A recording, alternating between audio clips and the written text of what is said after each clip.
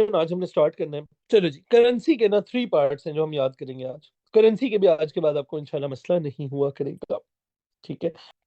All right, on the grid below आपको एक currency conversion graph देंगे। हम आपको एक करेंसी कन्वर्जन ग्राफ देंगे और हम आपको बताएंगे कि ये जो करेंसी कन्वर्जन ग्राफ है ना, अच्छा इसके ऊपर जरा बाद में बात करते हैं। पहली बात, बेटे ये एक करेंसी कन्वर्जन रेट दिया हुआ है कि जब $40 होते हैं तो 40 पाउंड्स होते हैं तो $6 होते हैं, ठीक है। पहली चीज बेटे, आपको दुनिया के जो असल रेट्स हैं उनके बारे में बिल्कुल भी कुछ नहीं पता होना चाहिए, ठीक है। जो दुनिया के असल रेट्स हैं ना, जो रियल टाइम में रेट चल रहे होते हैं, आपको उनके बारे में कुछ भी नहीं पता होना चाहिए। यहाँ पे क्वेश्चन में सारे हाइपोथेटिकल रेट्स होंगे और वो खुद बताएंगे। हाँ, आपको एक चीज पता होनी चाहिए कि दुनिया की जितनी करेंसीज है ना बेटे, वो 1:100 में डिवाइड हुई हुई है। 1:100 में डिवाइड हुई है। फॉर एग्जाम्पल बेटे, $1 में कितने सेंट्स होते हैं? $1 में कितने सेंट्स होते हैं? 100। 1 रुपी में कितने पैसाज होते हैं? ठीक है। 1 पाउंड में कितने पेनीज होते हैं? ठीक है, 100। सो दुनिया की मोस्टली, नहीं नहीं अब्दुल हनान, बिल्कुल भी रिक्वायरमेंट नहीं है मेरा बेटा, बिल्कुल भी रिक्वायरमेंट नहीं है। अच्छा, सो पाउंड पाउंड ऐसे ही होता है यार। वो यूरो होता है जो ऐसा होता है। यूरो ऐसा होता है दाऊद। अच्छा, सो अच्छा, हम तो सभी करेंसीज जो है ना 1:100 में है। अच्छा, एक्सेप्ट फॉर दुनिया की कुछ एक दो करेंसीज हैं जो 1:200 में है। ठीक है, 200 में भी होती है ना, इधर की होती हैं। क्या है ये, मिडिल ईस्टर्न कंट्रीज में ना कोई एक दो करेंसीज हैं, उधर ना 200 से डिवाइड कर लेते हैं वो अपनी चीजों को। तो वो क्वेश्चन नहीं आएगा। अगर वो आएगा तो क्वेश्चन को फिर खुद बताना पड़ेगा, फिर क्वेश्चन को खुद बताना पड़ेगा, ठीक है। तो लेकिन अभी आपसे यही अज्यूम है कि दुनिया की जितनी करेंसीज हैं वो 1:100 के अंदर स्प्लिट होती हैं। ठीक हो गया। अच्छा, ऑल राइट, चलिए आ जाइए। अब हम आपसे पहला क्वेश्चन ये करेंगे कि हम आपको एक करेंसी रेट बताएंगे। ये बड़े मजे मजे के तीनों पार्ट्स हैं, बड़े ध्यान से सुनना, बड़ा ऐसे एंजॉय करोगे आप लोग। अच्छा, नहीं हम करेंगे इकान, हम ऐसा क्वेश्चन भी नहीं करेंगे, ठीक है। अच्छा बेटे, अब देखो, $40 हो, 40 पाउंड हो तो $6 है। हम आपको एक ग्राफ बना हुआ देंगे और हम आपको कहेंगे इस ग्राफ के ऊपर करेंसी कन्वर्जन का, इस ग्रिड के ऊपर करेंसी कन्वर्जन का ग्राफ ड्रॉ करके दो। तो बेटे देखो, सबसे पहला पॉइंट तो बिल्कुल कॉमन सेंस का है, वो हर बच्चा ठीक लगा लेगा। और वो पॉइंट है बेटे, कि जहाँ पे $6 है, एक्स एक्सेस पे बेटे डॉलर्स है और वाई एक्सेस के ऊपर है बेटा पाउंड्स। तो $6 पे 40 पाउंड्स आ जाएंगे यहाँ पे। तो ये वाला पॉइंट सबको क्लियर हो गया? This point everybody understands this point. $6 है, $6 है, तो वहां पे 40 पाउंड है। ग्राफ पहले से बना होगा, ग्रिड भी पहले से बना होगा, आपने सिर्फ ये वाला पॉइंट लगाना है। Okay, can you guys think of another point? कोई और पॉइंट सोच सकते हैं? अगर $40 पे 40 पाउंड पे $6 है, कोई और पॉइंट बोलो।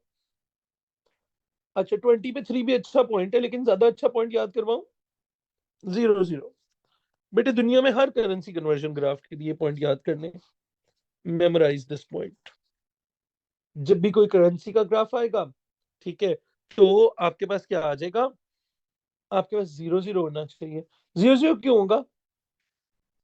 0 0 क्यों होगा? क्योंकि हमारा ग्राफ, जब किसी को 0 पाउंड दोगे तो वो $0 देगा ना आगे से आपको, ठीक है। और अब ग्राफ कैसा बनेगा? कर्व बनेगा, स्ट्रेट लाइन बनेगा? ग्राफ कैसा होगा, कर्व या स्ट्रेट लाइन? करेंसी का graph must always be a straight line. Currency के ग्राफ्स कर्व में नहीं बन सकते, कभी भी नहीं बन सकते, हमेशा स्ट्रेट लाइन होंगे। ठीक हो गया? अच्छा, तो अब पहली चीज, पहली बात समझ लीजिए।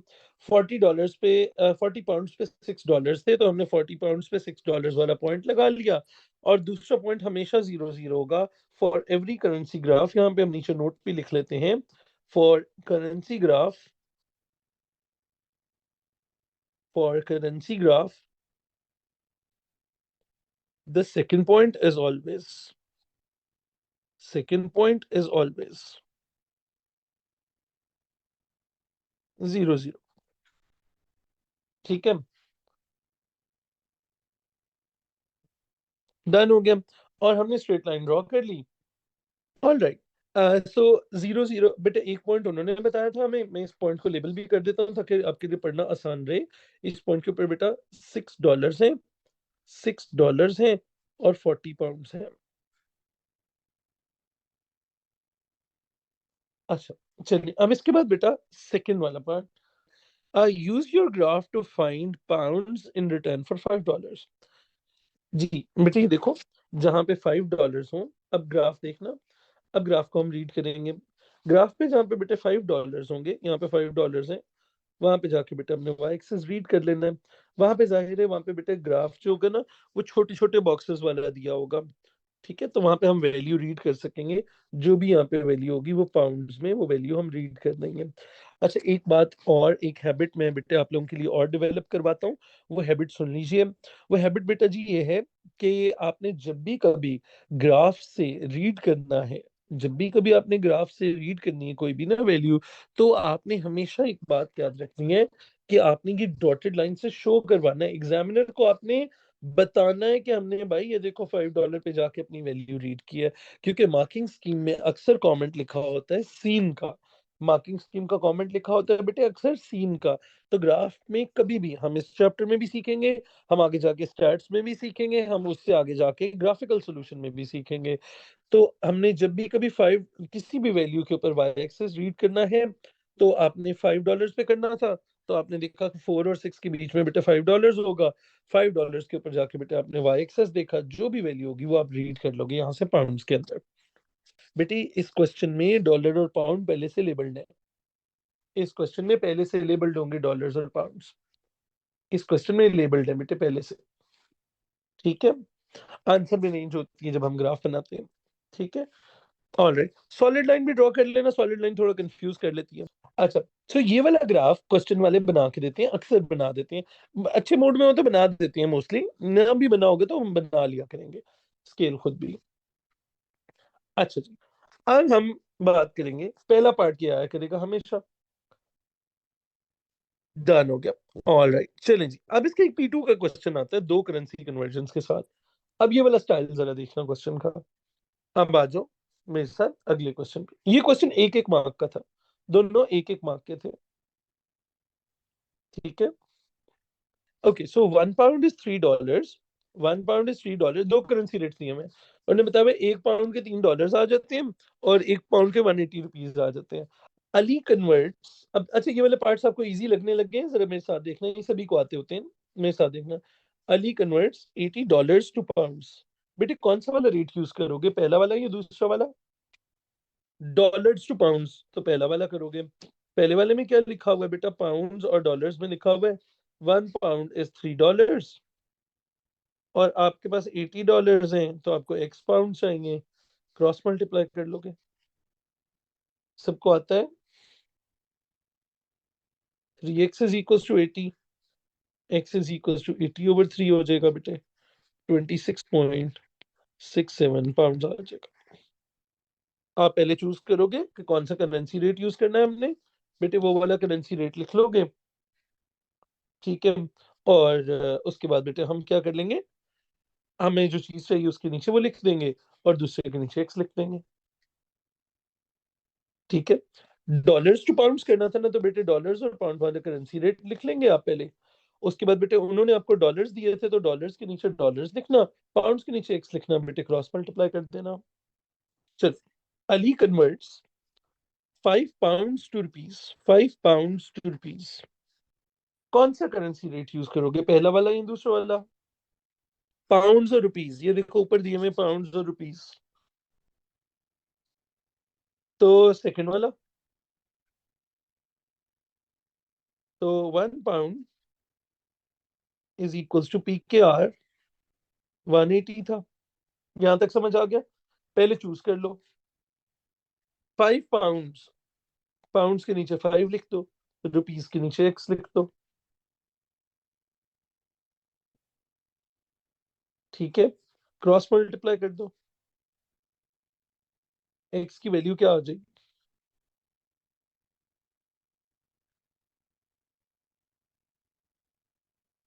900 रुपीज आ जाएगी।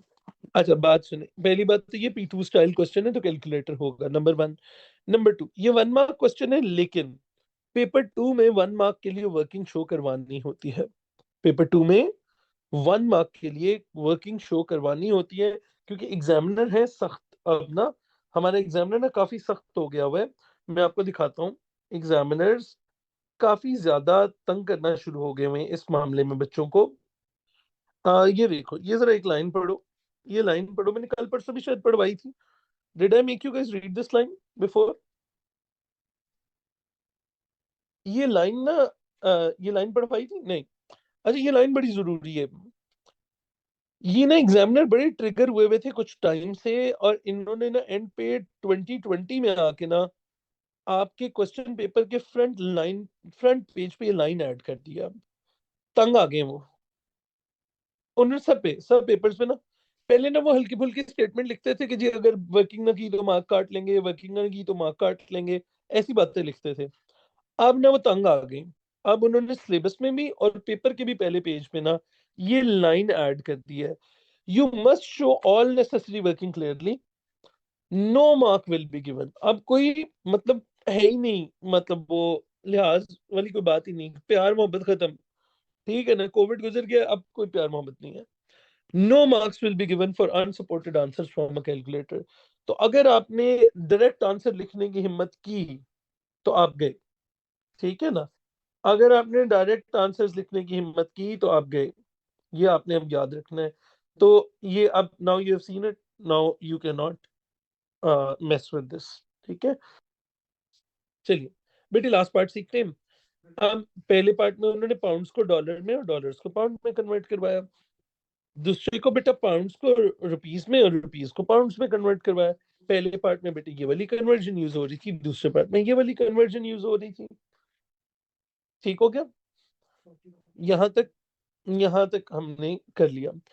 अब अगला पार्ट पढ़ना और मुझे बताना कि हम इन दोनों में से कौन सा ग्राफ कन्वर्जन करेंगे। चलो ये वाला पढ़ो। ये दो कन्वर्जन रेट्स हमें गिवन है क्वेश्चन के अंदर, और हम्म, उसके बाद आप बताओ कन्वर्जन के अंदर, अब आप मुझे बताओ कि कौन से कन्वर्जन वाला रेट हम यूज करेंगे, पहला या दूसरा? पहला या दूसरा? Ali converts 3600 rupees to dollars. How many dollars will he get? अब मसला ये कि रुपीस को डॉलर्स में तो कोई भी नहीं कन्वर्ट करके दे रहा। रुपीस को, यहाँ रुपीस है, ये डॉलर्स है। रुपीस को डॉलर में कोई नहीं कन्वर्ट करके दे रहा। अच्छा, मैं यहाँ पे ना दो तरीके होते हैं इसको करने का, एक लंबा तरीका है, एक छोटा तरीका है। मैं आपको ना स्मॉलर वे सिखाता हूँ, मेरे साथ बोर्ड पे देखना। शुरू में ऐसे थोड़ा सा वियर्ड लगेगा, फिर मैं आपकी बातें आंसर भी करूंगा। बेटे हमारे पास दो करेंसी रेट्स हैं, एक 1 पाउंड को 3 रुपीज में कन्वर्ट कर रहा है, और दूसरा बेटा 1 पाउंड को 180 रुपीज में कन्वर्ट कर रहा है। अगर बेटे इनकी लेफ्ट हैंड साइड्स इक्वल है, इनकी दोनों की, अगर इनकी दोनों की लेफ्ट हैंड साइड्स इक्वल है, तो बेटे इनकी राइट हैंड साइड्स भी क्या होनी चाहिए फिर आपस में? इक्वल होनी चाहिए। क्यों इक्वल होनी चाहिए भाई? कॉमन सेंस से सोचते हैं। चलिए कॉमन सेंस से सोच लें। बेटे अगर आप 1 पाउंड के $3 ले सकते हो, और आप 1 पाउंड का 180 रुपीज ले सकते हो। अगर आप 1 पाउंड के $3 ले सकते हो और 1 पाउंड के 180 रुपीज ले सकते हो, तो पाउंड को बीच से बिल्कुल हटा दें तो वी कैन से कि हम $3 के 180 रुपीज ले सकते हैं। अब now we know that $3 are equal to PKR, Pakistani rupees 180। अच्छा, तो अब देखो बेटे $1, अब डॉलर का साइन डाल लो और PKR डाल लो। $1 sorry $3 are equal to 180 rupees. हमने फाइंड करना है, अगर हमारे पास 3600 रुपीज होते तो एक्स डॉलर्स होते। हम क्रॉस मल्टीप्लाई करेंगे और लिखेंगे 180x is equals to 3600 into 3। x will be equal to 3600 into 3 over 180। कितना आंसर आया अभी? $60 मिल गए बेटा आपको, $60 मिल गए। मैं दोबारा रिपीट करता हूँ और ये भी बात डिस्कस करते हैं कि अभी तो लेफ्ट हैंड साइड सेम थी, अगर लेफ्ट हैंड साइड सेम ना हो तो क्या करते हैं, वो भी बात रिपीट करते हैं। दोबारा आराम से सुनिए मेरे साथ बेटे। ये क्वेश्चन ना बड़ा फेवरेट एग्जामिनर का क्वेश्चन है, ये पेपर 2 में अक्सर आता है। दो करेंसी रेट्स दिए होंगे, पहले में जिस तरह डॉलर से पाउंड, पाउंड से डॉलर में जा रहे हैं, दूसरे में पाउंड से रुपी में जा रहे हैं। तीसरे में वो क्या करते हैं, तीसरे पार्ट में वो क्या करते हैं, डॉलर को डायरेक्ट रुपी से लिंक करने की कोशिश करते हैं। ठीक है, तो अब आप क्या करोगे, ये तो आपके पास ऊपर पहले से लिखा है ना, ये तो दोबारा नहीं लिखना आपने। आपने देखा कि अगर आपके करेंसी रेट की लेफ्ट हैंड साइड बेटे इक्वल है, अगर आपके करेंसी रेट की लेफ्ट हैंड साइड बेटे इक्वल है, तो आपने अपने करेंसी रेट की राइट हैंड साइड्स को इक्वल पुट करके एक नया करेंसी रेट बना लेना है। अगर इक्वल ना होती तो मैं बताता हूँ क्या करते हैं। अगर आपके करेंसी रेट्स की लेफ्ट हैंड साइड इक्वल है, तो आपने राइट हैंड साइड्स को इक्वल पुट करके एक नया करेंसी रेट बना लिया। ये करेंसी रेट बेटे डॉलर को रुपीस में कन्वर्ट कर सकता है। आप देखें $3, डॉलर्स के नीचे 3 लिखे, 180 रुपीस में कन्वर्ट कर रहा है। तो 3600 रुपीस को रुपीस के नीचे 3600 लिखें, और रुपीस को कन्वर्ट करना है डॉलर्स में बेटा, एक्स लिखते क्रॉस मल्टीप्लाई कर दें। अच्छा, इसकी जो दूसरी वर्किंग थी ना, बात सुनो, इसकी जो दूसरी वर्किंग है ना, वो बड़ी लंबी है। वो क्या है, पहले आप ये वाला करेंसी रेट लगाएं, 3600 रुपीज लगाएं यहाँ पे, और यहाँ से पाउंड्स निकाल लें। फिर उन पाउंड्स को ऊपर वाले रेट में पुट करें, यहाँ पे पाउंड्स पुट कर लें, डॉलर्स की जगह लगाएं, फिर दोबारा क्रॉस मल्टीप्लाई करें। तो वो दो दो दफा करना पड़ता है, 1 मार्क के लिए वो लंबा पड़ जाता है। ठीक है। अच्छा, अब अगला सवाल, अगर लेफ्ट हैंड साइड इक्वल ना हुई तो क्या करेंगे, तो चलो आओ लेफ्ट हैंड साइड इक्वल करना सिखा देता हूं मैं आपको। बेटे अभी लिखा हुआ है 3 पाउंड इज इक्वल्स टू $60। ठीक है, बेटे दोनों साइड्स को आप देखो, लेफ्ट साइड पे क्या लिखा हुआ है 3, जो नंबर लेफ्ट साइड पे लिखा हुआ है ना, उससे दोनों साइड्स को डिवाइड कर दो। जो नंबर लेफ्ट साइड पे लिखा हुआ है बेटा, उसको दोनों से डिवाइड कर दो। क्या लिखा होगा अब आपके पास, 1 पाउंड इज इक्वल्स टू $20। और इधर आ जाओ, इधर लिखा हुआ है 2 पाउंड इज इक्वल टू $400। बेटे दोनों साइड्स को 2 से डिवाइड कर दो, जो नंबर लेफ्ट पे लिखा हुआ है उससे डिवाइड कर दो। बेटे जो लेफ्ट पे, लेट सपोज, बेटे अब मैंने नहीं एग्जांपल ली ना, मैंने सपोज कि ये दो थे, और इन दोनों का देखो लेफ्ट हैंड साइड अब इक्वल नहीं था ना, इन दोनों का बेटे लेफ्ट हैंड साइड इक्वल नहीं था। मैं ये पूरी बात फिर से रिपीट कर देता हूँ बेटे, यहाँ से इधर आओ, इधर आओ बेटे, यहाँ से दोबारा पूरी बात दोबारा सुन लो। बेटे what if left hand side दोनों के इक्वल ना हो, ठीक है, इसके लेफ्ट हैंड साइड पे $3 लिखा हो और इसके लेफ्ट पे $2 लिखा हो, अगर दोनों का लेफ्ट हैंड साइड इक्वल ना हो तो क्या करना है। तो बेटे पहले वाले को देखो, उसके लेफ्ट हैंड साइड पे जो नंबर लिखे है उससे दोनों साइडें डिवाइड कर देना। दूसरे वाले में 2 लिखा हुआ है, दोनों साइडों को 2 से डिवाइड कर देना, और इन दोनों करेंसी रेट्स को दोबारा लिख लेना सॉल्व करके। 1 pound is equals to $20, and 1 pound is equals to PKR 200। ठीक है, अब दोनों साइड्स इक्वल है, अब दोनों साइड्स इक्वल है। Now both left sides are equal,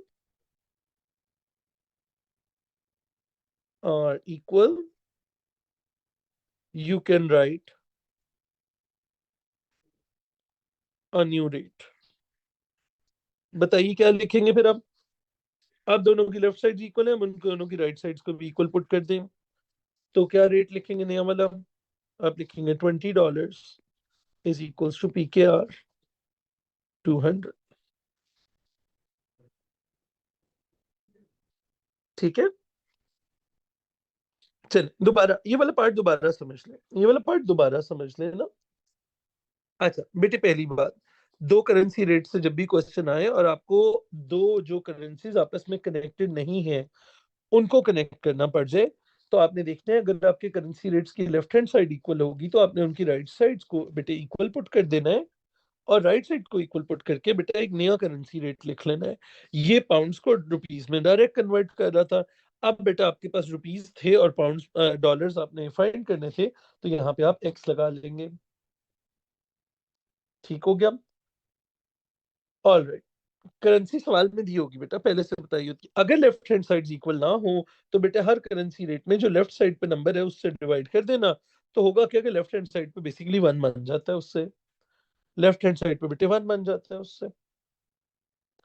बेटा करेंसी का इनसे एडवांस कोई क्वेश्चन पॉसिबल नहीं है। पहला पार्ट आपको ग्राफ करना आना चाहिए, दूसरा पार्ट आपको नॉर्मल करेंसी कन्वर्ट करनी आनी चाहिए, और तीसरा पार्ट बेटा आपको दो करेंसी कन्वर्जन ग्राफ में से नया करेंसी रेट क्रिएट करना आना चाहिए। ठीक हो गया? ये इसका चांस बहुत हाई है, इस टॉपिक का बहुत ज्यादा हाई।